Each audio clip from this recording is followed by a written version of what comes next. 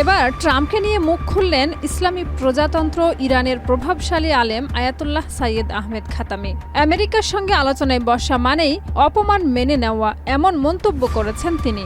গত ৭ই মার্চ তেহরানে অনুষ্ঠিত জুমার নামাজের খুতবায় এমন মন্তব্য করেছেন তিনি। ইরানি জনগণ আশুরার সংস্কৃতিতে বিশ্বাসী এবং তারা কোনোভাবেই অপমান মেনে নেয় না বলেও উল্লেখ করেন আয়াতুল্লাহ খাতামি।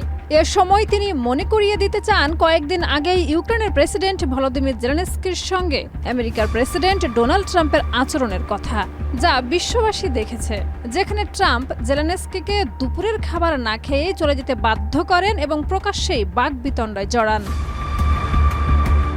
আহমদ খাতামি আরও বলেন, এটি সাম্রাজ্যবাদের চরিত্র, তাই যারা এখনও আমেরিকার প্রতি অনুগত তাদের সবাইকে মনে রাখতে হবে এমন আচরণ ভবিষ্যতে তাদের সঙ্গেও করা হবে।